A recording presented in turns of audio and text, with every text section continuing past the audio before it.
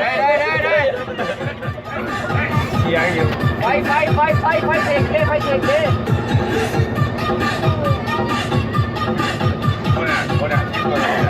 ไปเล่าอยู่เล่นในห้องพวกที่ห้องยากได้มากเนาะออกเก่งจังนะคนก็ถือว่าน้ำไว้อีกเลย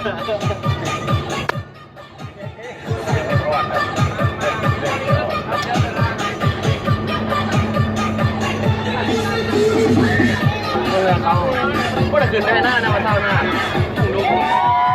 เกี่ยวเขาแล้วได้เนี่ยอันต่อเพื่อนมันจูดสองขั้นส่งออกอันนั้นเขาเปลี่ยนกันไปยังไงเขามัน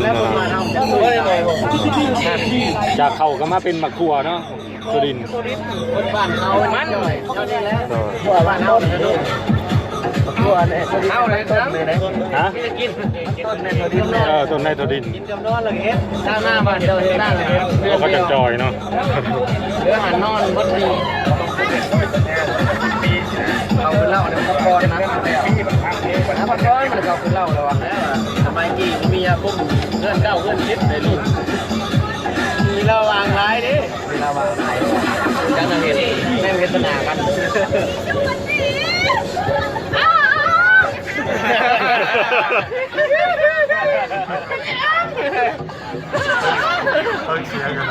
เข้าไปเสียง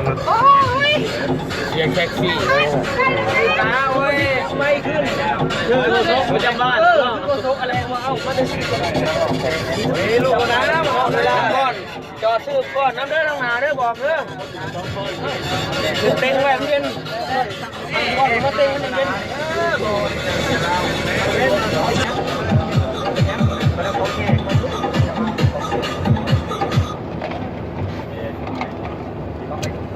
สวัสดิ์แบนก่อนมาร้าเฮ็ดเลยนี่แหละคือ